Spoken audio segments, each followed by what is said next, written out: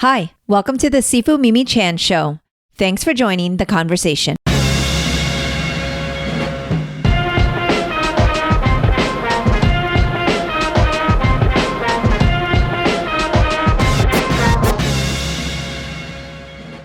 I am totally in love with my next guest, Lydia Gaston. She co-stars with Jo Koy in the new hit film, Easter Sunday. I was grateful Lydia took time out of her very busy schedule to discuss her incredible journey as a dancer from the Philippines to Broadway. As a huge Broadway fan, this was a fascinating look behind the scenes from the 70s to present day. In addition to Broadway, Lydia has performed in television and film. She has been in The Sopranos, The Blacklist, and as a fictional 2020 presidential candidate on Late Night with Seth Meyers. Her Broadway credits include The King and I, Miss Saigon, Jerome Robbins' Broadway, Shogun, and The Red Shoes. She is also developing a solo theater piece, Her Mother's Daughter, a tribute to her mom, Lydia Madarang Gaston, her first dance teacher and mentor. I am truly moved by her love for her mother and cannot wait to see this production. My favor, as usual, is to please continue to share this podcast with others. It would mean so much if you would also rate it and leave me feedback. If you would like to help keep this podcast going and support the work I do, visit my website or patreon.com/SifuMimiChan to become a patron of the show. For comments or suggestions, reach out on social media at SifuMimiChan. Now, on with the show. Hello, Lydia. Thank you so much for joining me on my podcast. Thank you, Mimi. Thank you. I am thrilled to be talking to you in depth, and I was super grateful when I reached out that you were willing to do a more extensive interview because, of course, I had the pleasure of meeting you and Jo together at the press conference where you were in Zoom rooms back to back for it seemed like 24 hours. Yes, that's right. It was for 6 hours, and I think we only had you for less than 10 minutes. But I did remember you. Oh, well, I appreciate that. I do believe, because, when we're in the pre-room, we get to see everybody else who's waiting all the reporters and whatnot. And I felt very out of my depth, to be honest, because I podcast out of a passion project. It's not like my full-time job. I don't consider myself a journalist, but I was the only one with my mom in the room. That's right. That's why I also remembered you, because your mom was with you. That was very sweet. Does she do Kung Fu as well? She teaches Tai Chi. So she's actually a Tai Chi master. Yes. Wow. Yes. So it's like a family. Yeah, it's a family business, a family lifestyle. I'm drinking my tea. Please drink your tea. I love tea. I usually have mine with me as well. So, So my mom, by the way, it was like the highlight of her month. She was so thrilled to meet you both, and just kept talking about you. And she actually was like, "You're going to interview Lydia too, right?" I said, "If she's willing." So I am grateful we are here, and I'm so excited to hear more about you in depth, because that definitely was not enough, and you were so gracious, even though I know it was exhaustive. So I just really want to start off at the beginning. I've never had the pleasure of going to visit the Philippines, but I grew up with a lot of Filipino culture around me. Being that I went to Catholic school, and those were the only other Asians there. I feel very fortunate to have been exposed to the food and a lot of the culture, but and even now have a lot of friends. But yeah, I haven't had the pleasure of going, and I know that you were born there and your dance career started there. I would love to kind of hear about your experience just with that. Yeah. So I think one of the reasons that I've been constantly writing a show about my mother. Yes. Is because that's where it began. She was the one who was very passionate about dance, and she came to New York in the late 50s to pursue her dream. And it was cut short because my dad followed her. They were already friends in the Philippines. My dad followed her. They got married, had me here in New York. And then when the second one was coming, they decided, oh, it's too much. We're going to go back home where we're going to have, help with family members and just being in the home setting. So when I think I was 3 years old, I was already in my mom's ballet school. Uh, and it was actually, she must have been, I never thought about this, but she must have been kind of out of her element in a province, in a small province, after her dreams being dashed in New York City, because, she wanted to be a ballerina. And yeah. So it was my mother, her mother-in-law, my grandmother, who kind of planted the seed in her head and said, well, what are you going to be doing here? You should open up a ballet school. Right. We did. And at the same time, she kept having kids. There are 6 of us. So, oh my goodness. yes. Every year, I was really used to seeing her in tights and leotards with her tummy bulging. Oh my God. Every year. So the first ballet school was in our ancestral home. So in the Gaston ancestral home. I love it. So, Filipinos, a lot of Filipinos intermarried with Europeans. So Spanish names, my great... Very long, hyphenated names. Yeah. Yeah. So the Gaston ancestral home was kind of like a European kind of house, but imitation European for a tropical country. And there was a huge living room there. That's where the ballet school was, where I also socialized with, the other kids and my cousins. There were first, second, third cousins that was like, daycare. Well, what better way if, Auntie has a ballet school, why not just say, I can buy myself a couple hours here and it's productive. So did you love it when you were young, like when you were 3, or was it just like what you knew? Well, I did love it. And my punishment, kids, I was kind of a moody kid and temperamental, probably very not as easy as my own daughter, who's like, when my husband and I see a bratty child and maybe we're fantasizing, we just say, oh, you were never that way. We had it easy. Oh, I was kind of a bratty child. And my punishment was, you can't go to the ballet school. Oh. So, because they knew that I liked it. You liked it. Yeah. Yeah. I see. So they knew where to get you. Yeah, they knew where to get me. And I don't know. It's funny, right? Like, how did you know that? Is Kung Fu your passion? It is now, but when I was 3 to 12, I will absolutely say that was the punishment. It was like, no, you're going to extra classes. It's like completely the reverse, And it's so embarrassing because I'm like a kung fu teacher now, Sifu, and I've been doing this for so long. It's who I am, but definitely as a young child, it is not where I wanted to be. Especially growing up here, I think was just. It always felt like there was somewhere else. Like I guess I had the FOMO as a young child. Like I wanted to be playing with the other kids and watching the shows after school. Cause I would be at the Kung Fu school right after school all the way till evening. Right. So it's kind of like my first home really. Right. And so I feel like I had a different experience. That's why I'm fascinated to hear that you were passionate about it right away. Was it the movement and you learned from your mom? Okay. There wasn't any dissonance there. Oh, there was dissonance eventually when I was 13, 14. Okay. But no, I think it was because I love being with my mom. When you're young, you idolize your mom. And I'm actually just starting to recall that I think that's the real reason.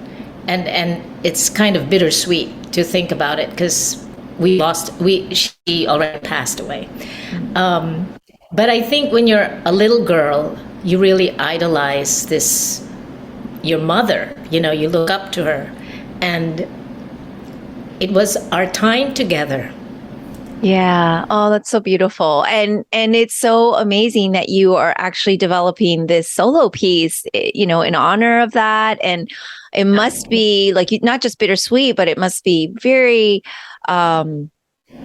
difficult to kind of are you finished with it, or is it still in process? It's still in process because I'm Okay. trying to put in choreography that I can still do because Oh. I can't do what I used to be able to do. I'm certainly not going to put on my point shoes. I've looked at those things as torture devices. I've seen other people wear them, and I think, oh my goodness. Well, I was going to say that it must be difficult to kind of like finish it, because there's like this idea of wanting it to be perfect, or this idea of like making it just right, especially because how much you've shared already that it was so meaningful. I mean, I'm very moved right now. And so, and being that I directed a film about my father and he's my teacher, so I'm feeling very connected to you right now, Lydia, like doing our art since 3, and just like it must be difficult though to kind of like say, okay, I've finished it, I'm there, and it's ready to go. Because as an artist, I feel like that's also something that's hard to say, like, when do we say, okay, we're done, like we have to move on. Right, but that's a good thing to remember. When you move on, you channel it into later projects, because you're constantly evolving as a person and learning about yourself and other people. So definitely that it's a good motivating thing. Like, finish it. And I did do a staged reading of it. I was gonna send you it is on my website, but I'm not happy with the sound. It's not very clear. So I'll do a better tape next time. But that presentation was actually quite successful. Okay. I like that was the last time I did it in May. So, and then the next thing, for theater, you find grants so that you can do it at a space and get an audience. Mm-hmm. Yeah. Well, I love any excuse to go to New York City to eat and watch shows. And so please keep me on your list and let me know when this is going to happen, because it would just be like incredible to watch you and see that solo piece. I'm really looking forward to it. I know it's going to be amazing. Thank you. I also want it to be funny, because I think my mother was very funny. So again, watching the film, I was, I'm telling all my friends in my hometown, and it's showing there in day after tomorrow. I'm telling my friends and a lot of women who've studied with her. I said, well, when you see it, you'll just see my mom. That's my mom. And I love that. I mean, it must be absolutely thrilling to have been a part of Easter Sunday, but also what it's meant to so many people worldwide. I can imagine you've been getting quite a response. Yeah, it's really touching, and a lot of, like, I was at my dentist's yesterday. I only go to Filipino dentists, by the way, because I trust them. So her secretary she's young. She was kind of shy, and he said, we saw your movie. I brought 10 of my friends from church. I dragged them to the movie theater, and she said, I really identified with so many things. I love the box, the Balikbayan box, and karaoke. And then a lot of other folks have commented on the dinner scene where Joe and I are being very honest with each other and vulnerable. Because I think that's rare, maybe in Asian families, that you open yourself up. Yeah. So. Yeah. It's been an interesting thing to be kind of, for me personally, like one foot in this era and another foot in this newer one, where like more openness and emotional vulnerability and mental health are kind of becoming something that we can talk about. Whereas I grew up very much where everything was like under, you don't discuss and, kind of leave it as it is. And so it's been a very interesting dynamic. And as a teacher, having to change it towards where we can be more vulnerable, because I think that's very important, and to be in touch with our feelings and everything. I think what everybody, and I brag about it all the time, because when you were with me and my mom and Joe, and we were all together in our very like short 9.5 minutes we had together, you said, this is the first time I'm admitting it, but my family members all said, yeah, you're not acting, you're just kind of being yourself. And just kind of the Asian mom, but especially the Filipino mom, right? Like, I feel like not just for the Asian American community, but specifically the Filipino community, like just seeing themselves represented and also having that relativity is so important. But just bringing joy, right? Like it was so much fun. And I imagine you've had a lot of people reaching out to you about how important it's been, but how much fun also it's been to watch. Yeah, I think seeing stories like that, especially in a big movie, I think Filipinos and other Asian Americans will, the relatability is also, it's like, because my master's is in applied theater, which is theater education.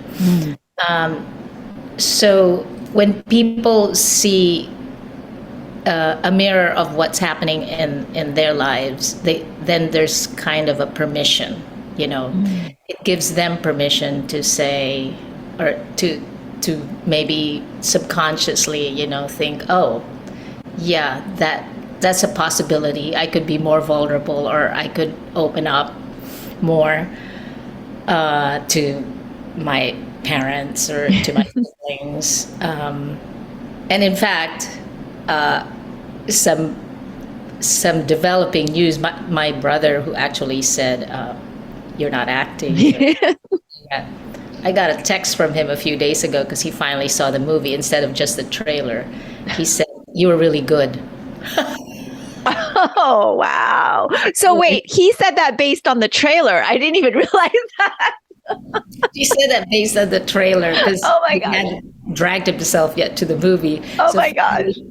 He saw it and he said, "I just saw it." This is the way he talks. "I just saw the movie. You were really good."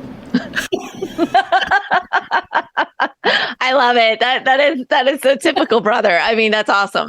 but that's a big deal, right? Like even just that type of compliment, I think probably like growing up. Wow, so you're one of 6. Yes. Yeah. Oh my goodness. So that's quite, is there like a big age gap, or are you guys all really close? Was it like kind of bringing very close. So my mother had me, and then I won't say what year, but you can guess.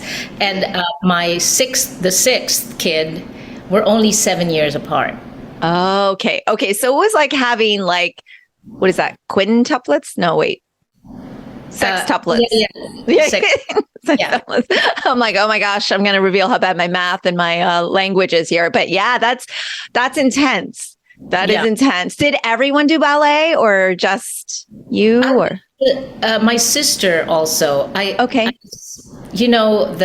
picture that I sent you with my mom and myself. Yeah, beautiful ballet outfit. There's one of the 3 of us when she was only like 6 years old, and she's kind of toothless and what. She's also in that picture, but I can't find. I have a huge picture of it that's fading, but I couldn't find a small one. But she actually pursued dance farther than I did. As far as, in fact, she danced with the Hong Kong Ballet. Wow. We both danced for Ballet Philippines. Mm-hmm. Then she danced for Hong Kong Ballet and in Tennessee. She danced there too. And she's also danced in Connecticut. She's a Pilates teacher now. I think, when we're with each other, I think we remind each other of our mom, because her manner of teaching she's very strict and very, exact. I don't think I'm that way. I'm like more. She is like my mother a lot, but she actually really pursued it much Okay. further than I did. Yeah. She was scared of going into acting or singing, uh, but she also did one musical, The King and I, which Okay. many dancers Mm-hmm. do.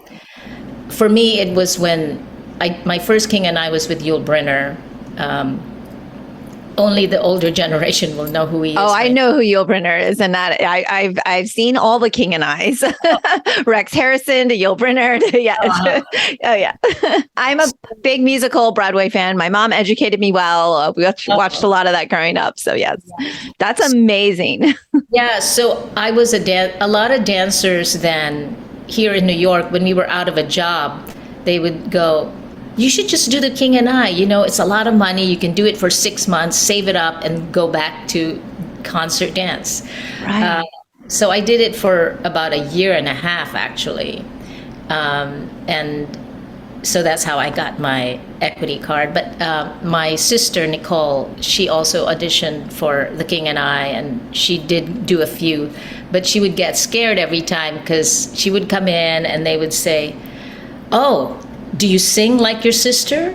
And she would get all nervous, which was unfair, of course. Of course, yes. Yeah, everyone has different fortes and everything. And so you were also singing from a young age as well.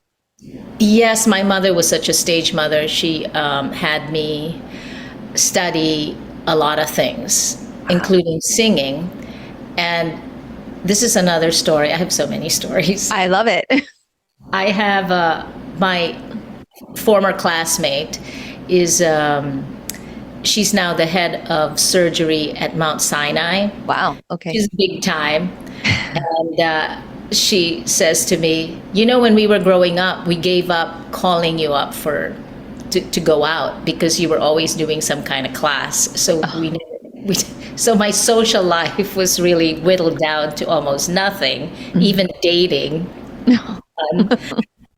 Because my mother was letting me take all these classes. That might have been her way of keeping you from dating. She later regretted it because I was such a late bloomer, and she started asking me, "You really should find a boyfriend by now." Always wanting it both ways, right? Because she got married. It was really a phobia of hers because her career got cut short. Right, of course. Right? Yeah.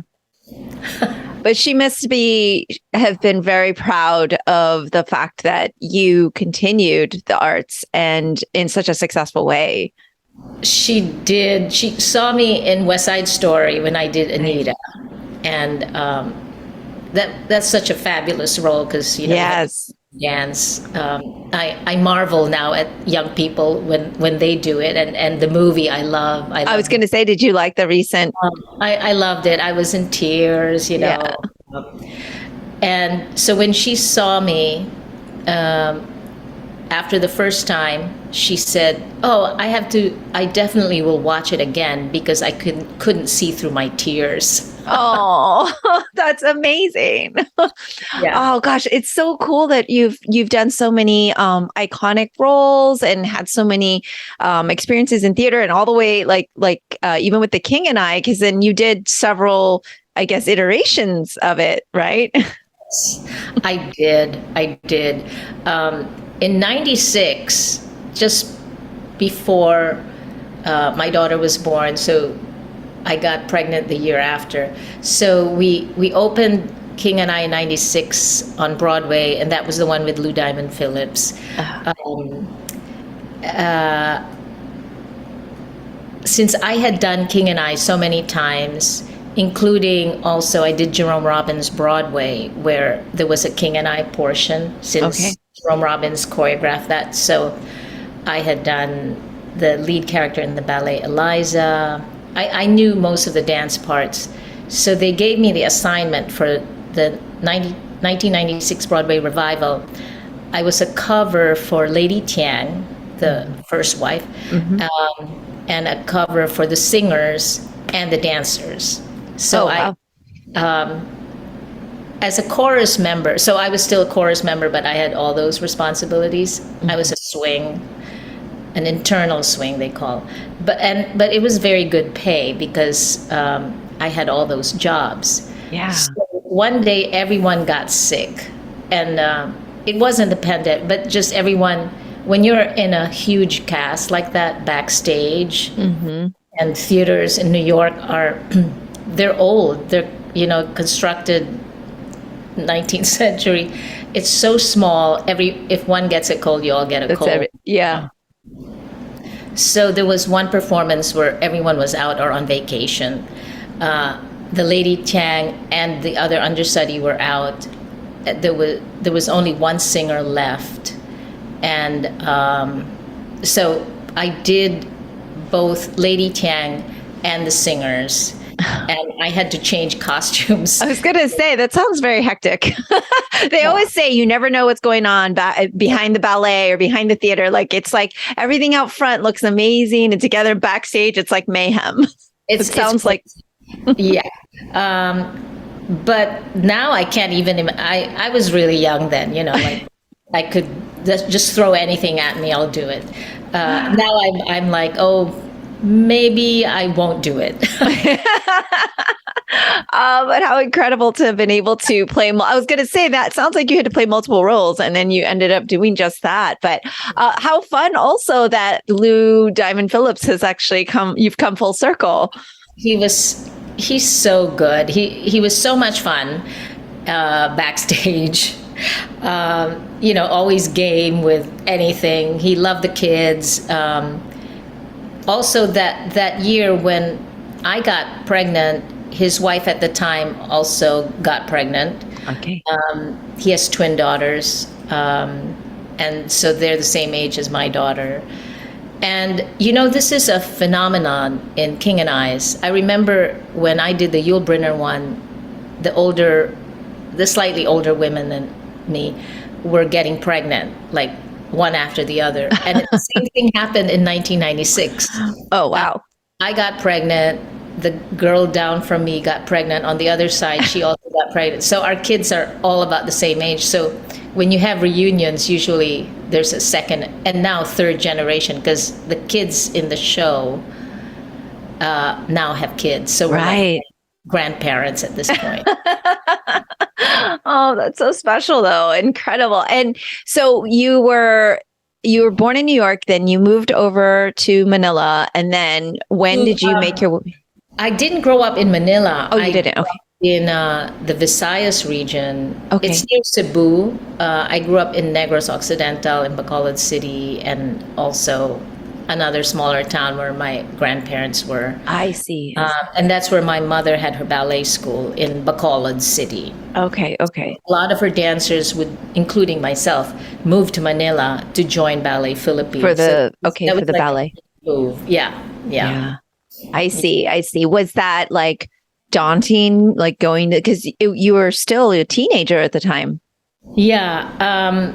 So Ballet Philippines is still in existence, but now it's changed hands. So the old Ballet Philippines now has their own company with the original founder. So the original founder, Alice Reyes, she came back from New York. She got to the Philippines, and it's a long story. Her family was very close to Imelda Marcos, the first lady at the time. Okay. Because they had taken care of Imelda Marcos as a young girl. When she was a teenager coming to Manila, the sisters and the mother took care of her. So Imelda Marcos gave her the Cultural Center of the Philippines, and that was our home. That was the home wow. and of Ballet Philippines. So it was daunting, but it was very exciting for a teenager to go to the Cultural Center of the Philippines, take their workshops, and then eventually become a member of the company. So it was very exciting for a young girl. Mm-hmm. And it wasn't good for my high school years, because I started failing because I was so into ballet. And before that, I was like an A student. Right. Well, but you're doing so many things, right? Oh my gosh. And so Priorities really changed. yeah. Well, I mean, and so nowadays, like you can do both, right? Like there's schools that are Yeah. specifically geared towards you continuing Yeah. the arts and then having your academics. And so when did you decide to go back to New York and do your actual Broadway career? And I think my mother decided. Well, actually, she did again. She always talked about it. She would always say, when you go to New York, you're going back to New York. I see. So for me, Manila was just a stepping stone to go towards more professional. But really, Ballet Philippines was already professional level. We got foreign teachers there. We got teachers from Europe, and we got very good training. And Alice Reyes had been trained in New York as well. She came here on a Fulbright scholarship. She was very knowledgeable, and she was instrumental really in kind of changing the face of dance. It wasn't just classical ballet because she was modern dance trained. So I was well prepared when I came to New York because I had both modern dance and ballet. Right. But what I was confronted with when I came here in the late 70s was it was still very white, the ballet companies. And I have this in my show, and it's pretty funny because the dance director, he said to me, well, you're very strong, but we can't have you in the company. You're not tall, you don't have a long neck, your thighs are a little thick. So I was like 90 pounds. I was really skinny. So, and it just, then I would look at all the ballerinas and think, oh yeah, he's right.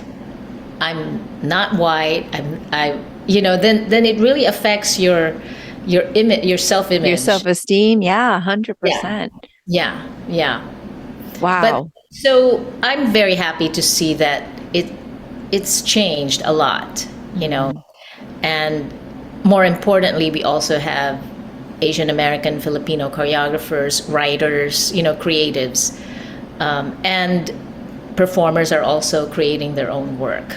Yeah. So it's much more open. Well, I mean, we've definitely come a long way, but we still have a long way to go, I would say. But I can only imagine, and it really just speaks to your perseverance and personality to not have let that show director, that ballet company cause you to just quit, right? Like it could be so damaging for a young woman to have to kind of deal with that, because it's not just that you're not talented enough, right? Like it'd be one thing if you couldn't do the moves, right? Okay, you have to work harder. There's something that you can do, but you really can't change the color of your skin or how you actually look, when you obviously looked amazing because you were a ballet dancer. And I tell you, the physique and the amount of discipline I admire so much. So, but it speaks so much to where you're at now, how you got there, and just going through those experiences. And I can only imagine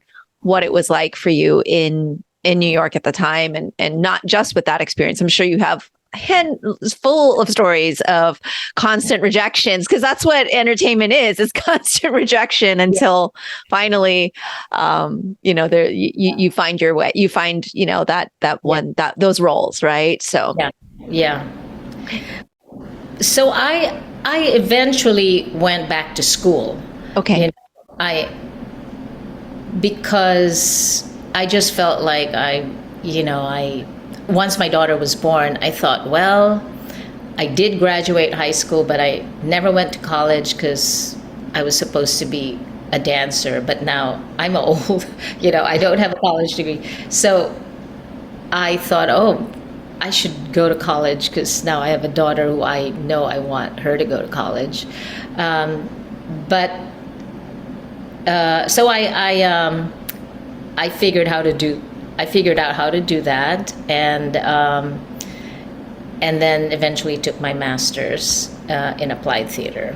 So, yeah, and I went to a college here. It's a SUNY school, State University, called Empire State College, where you design your own degree Okay. based on your life experience. Oh, I love that. Yeah. So you write about all aspects of your career and the work you've done. And now I evaluate those students who write those same essays. Professionals like I am. Some of them are my age or younger, but have had careers as professionals. I've met some famous people. I've evaluated them because they're now just getting their college degree.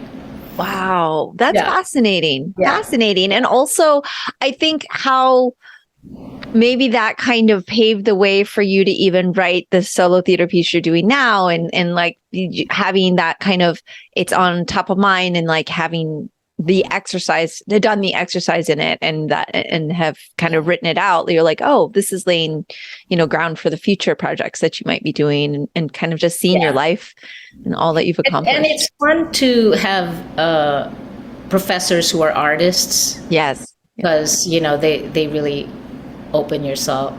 They open you up to what are your opinions? How do you feel about this? Yes. Like, what do you think of your art? And then also, it's funny, like when I took dance history, at that point I thought, oh, I was part of this dance history. I know about this. It's just in history, but I was there when this happened. Exactly. I was there.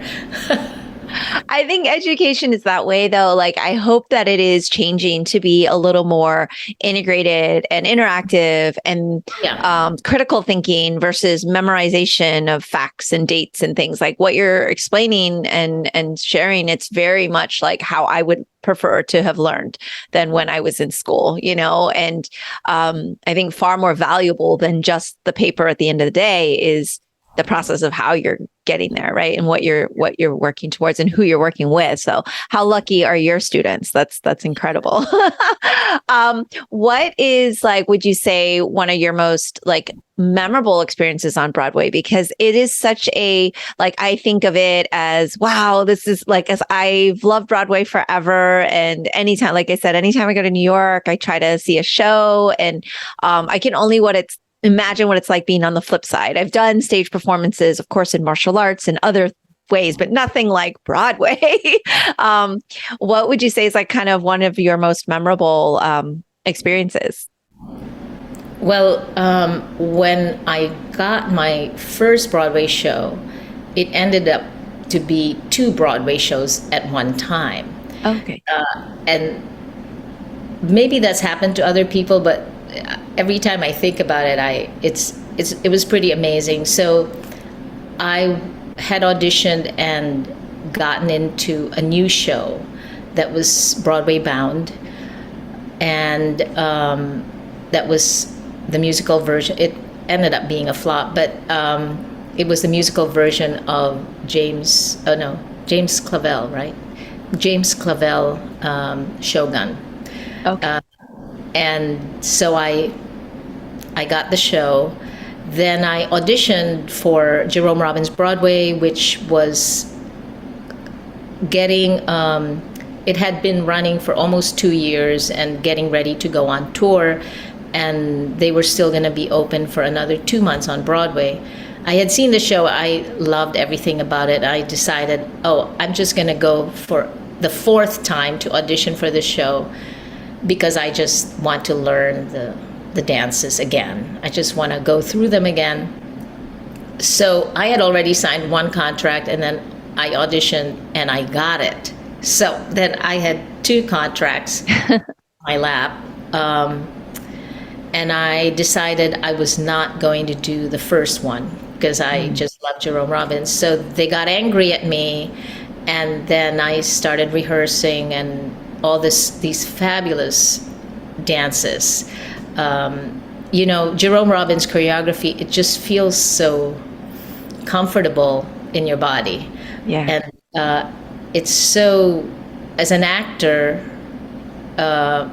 it's like you're being given the most beautiful words to say, So I was already starting rehearsals for Jerome Robbins Broadway, and the director of the other show encountered me in the hallway of the rehearsal studio, and I got so scared because I thought Yes. but he took me aside and he said, listen,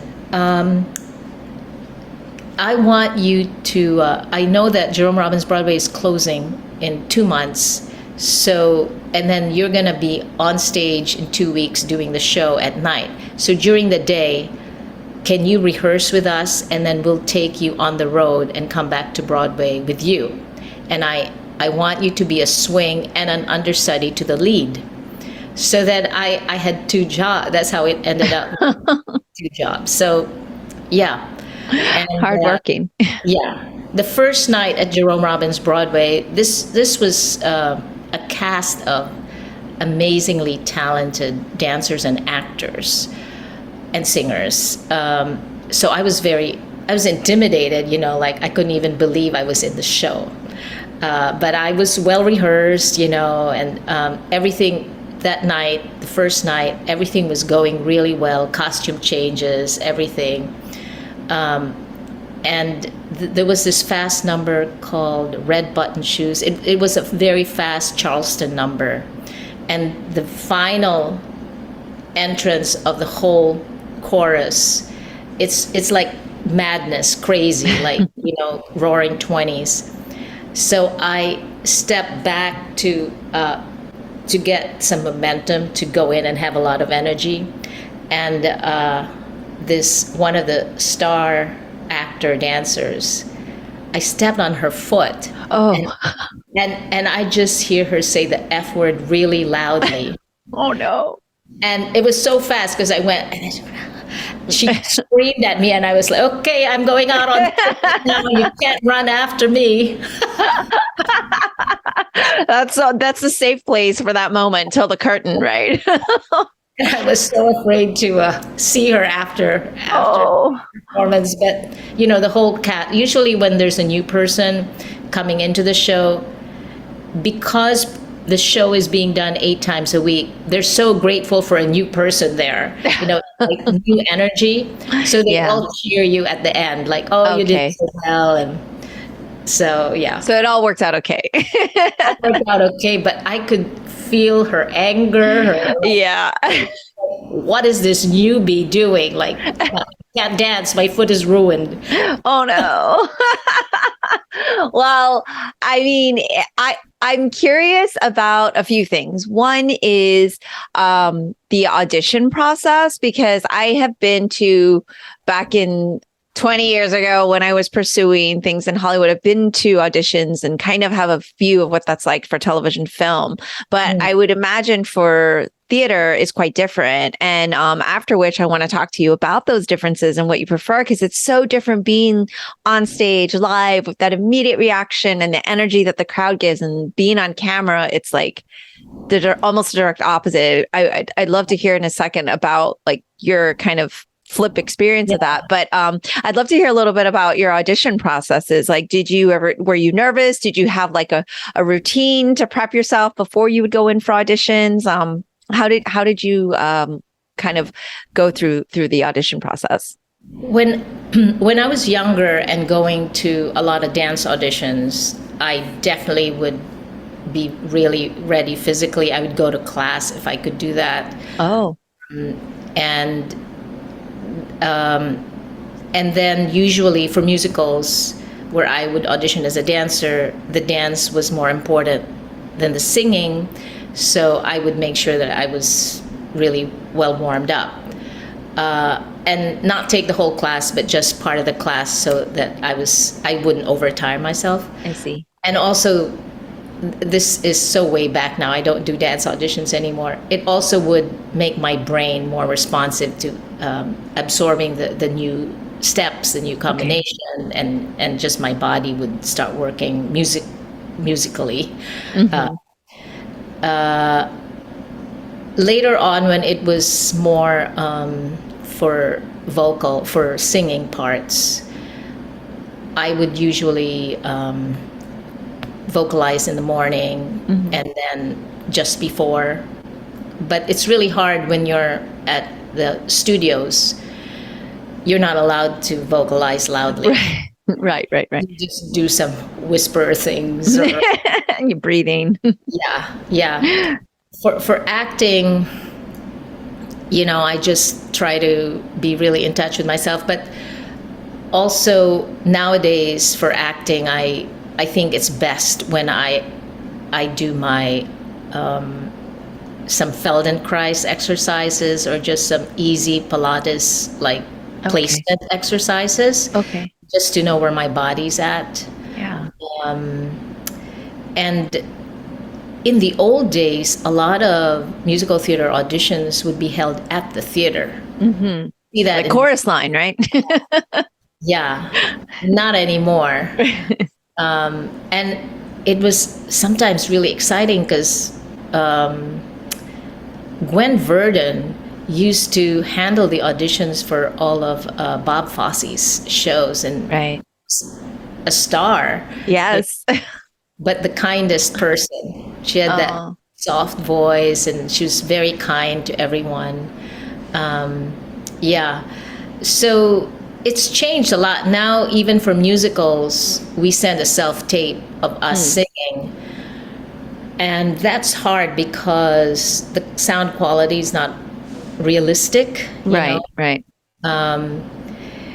But otherwise, for me, it's always being physically in command. Right.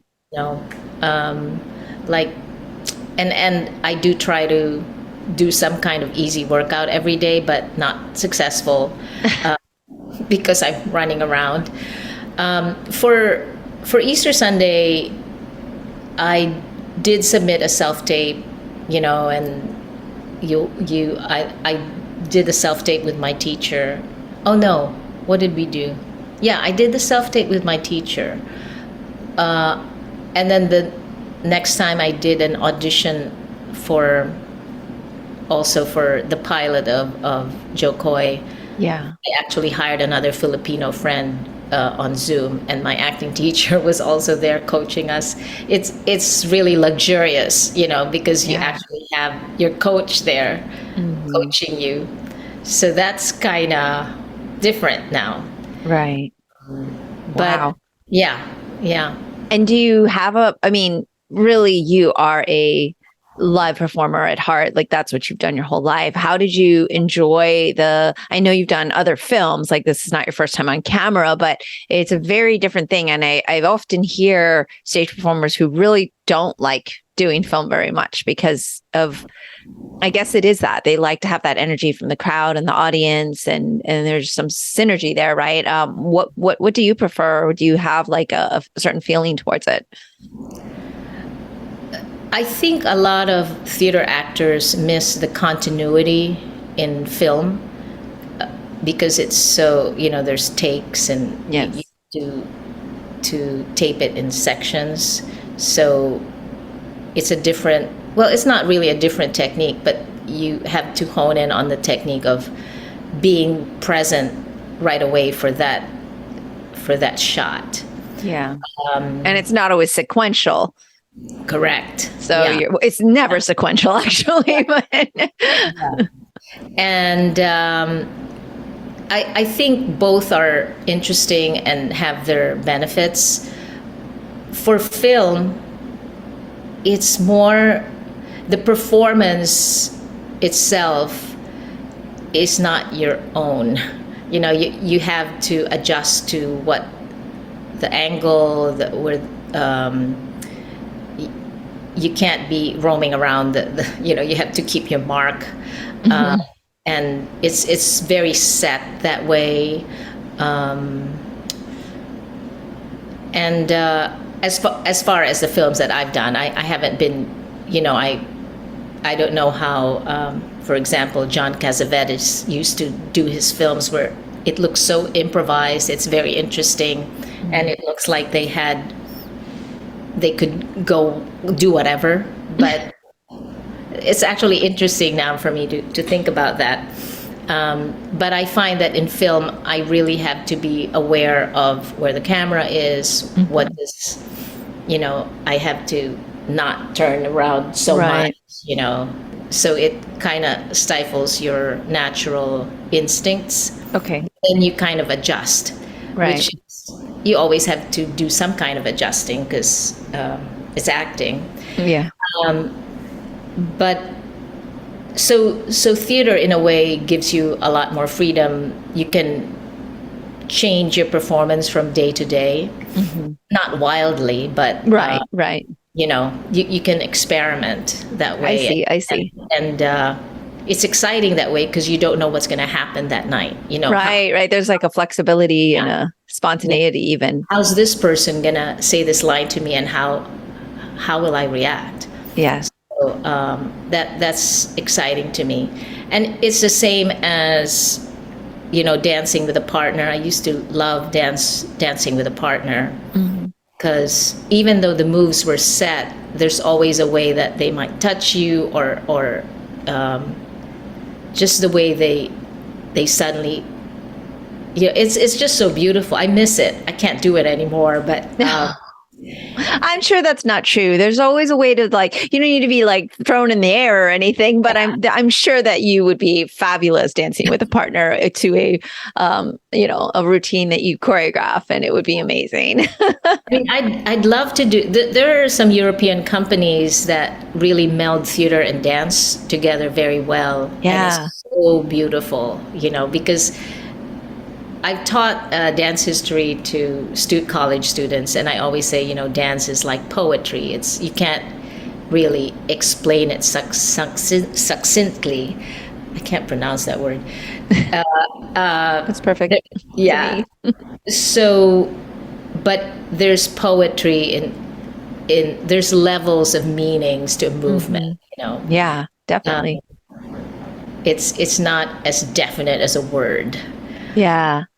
I hear that. I think that's how it's described, right? Poetry in motion. It's dance is just that. And as somebody who works with movement all the time, I think that's probably one of the reasons I love Broadway and shows and musicals, because it's not just the music, but it's that coordination of the body coinciding and timing and all of the idiosyncrasies and catching these little offbeats and seeing what the choreographer has done to impact a show where, I guess, to maybe an untrained eye or somebody who's not looking for these, because I'm always looking for these things. And so I direct our shows for martial arts. I'm always trying to see how can I, make the audience be more impacted, or how can I make it more interesting? So I love watching it. And I get a lot of my inspiration from professional dance and seeing, all of that on stage.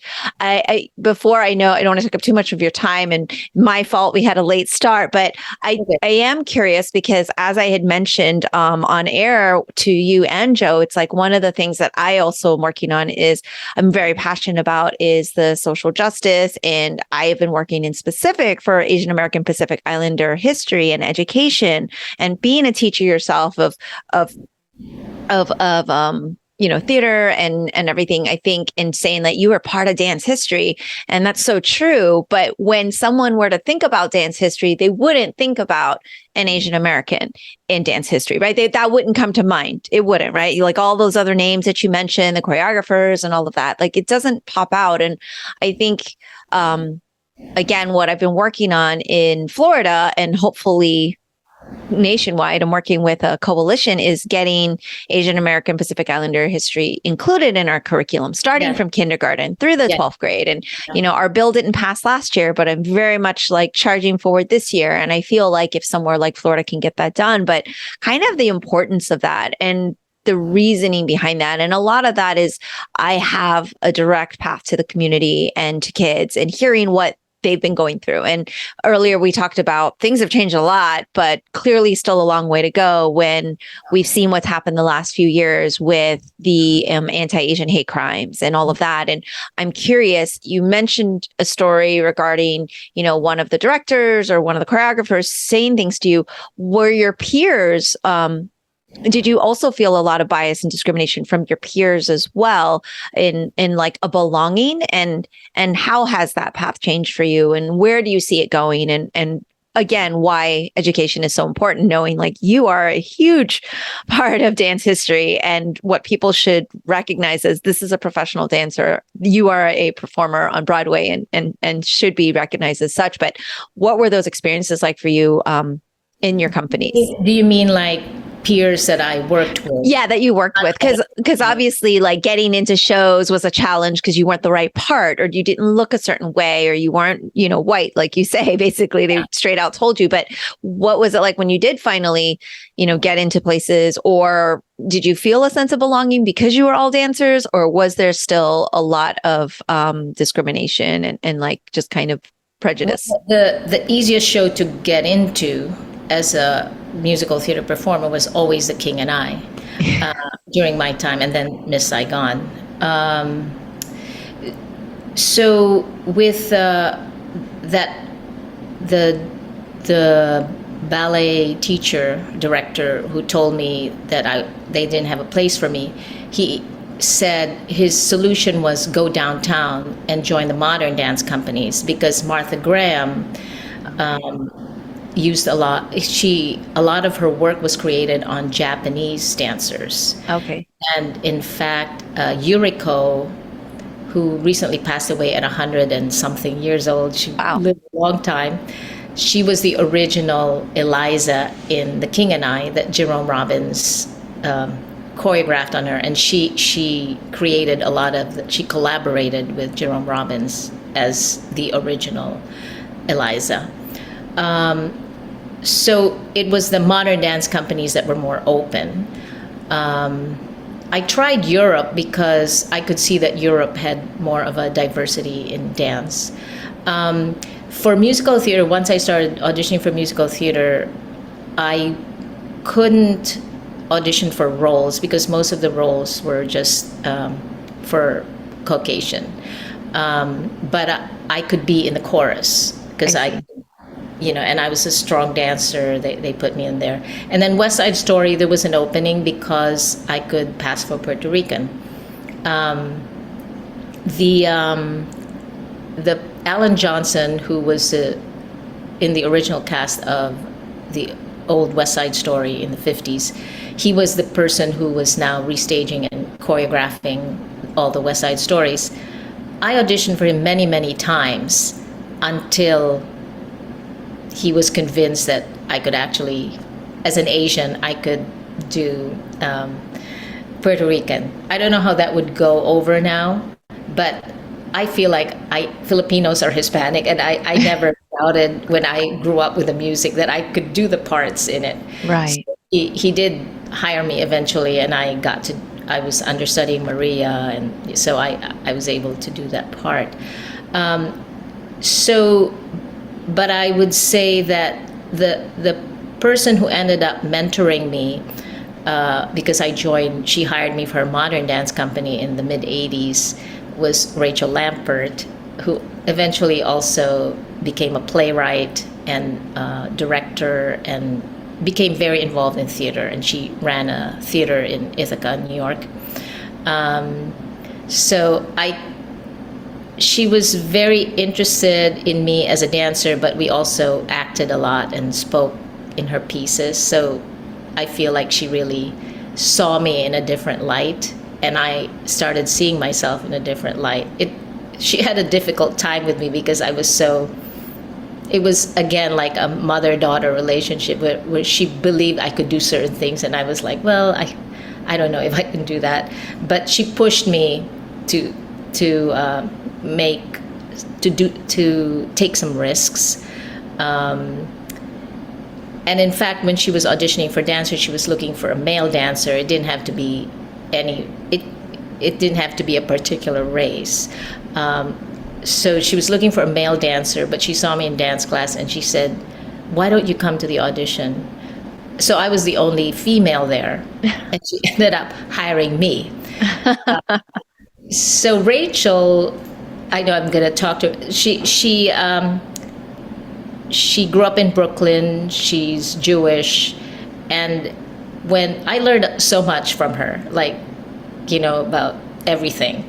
So the way she was brought up by her parents, who were very liberal Jews in New York. She said, yeah, New Year's Day was always Chinatown. That's where all the Jewish people went. Yeah. Chinatown for dim sum. So she grew up in the kind of New York that was where she knew diversity. And we toured in the South, in the Southwest, where we encountered a lot of this weirdness. But it was fun to learn and very strange as well. So I would say that, that experience in the 80s really opened my eyes. And I always felt that I had to prove myself a little harder than if I weren't Asian or brown. I had to sing really well, dance really well, act really well. Yeah.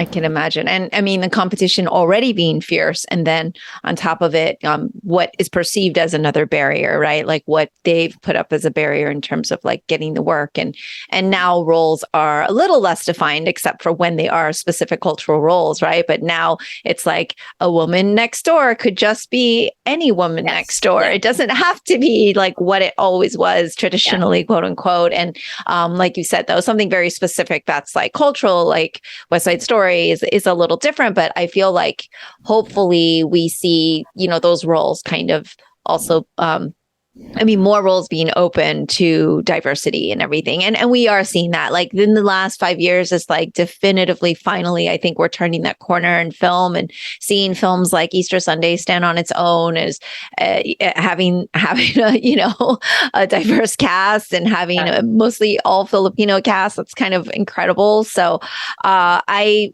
could spend hours more talking to you about all these Broadway stories. I'm like, I want to hear more about all of the people you work with, because I'm just like, we didn't even get to Miss Saigon, but I definitely want to let you on with your day. I'm going to like somehow secretly sneak into your classroom and just like sit in the back and try to learn.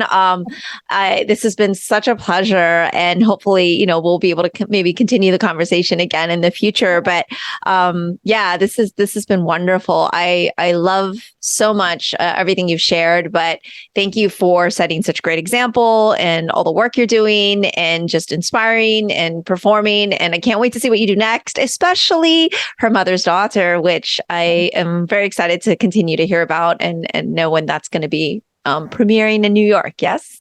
Thank you. Yes. All right. I will link all of your social media here so people can follow and see all the fun things you're doing, as well as your website. So Lydia, thank you so much for taking time to talk to me today, and hopefully we'll talk soon. So welcome. Thank you. That's all for today's episode. Thanks for listening to The Sifu Mimi Chan Show. Please subscribe and rate my podcast on your platform of choice and leave a review. You can become a patron of the show at patreon.com/SifuMimiChan to help keep this podcast going. Follow me and interact on social media at Sifu Mimi Chan on Instagram, Twitter, or Facebook.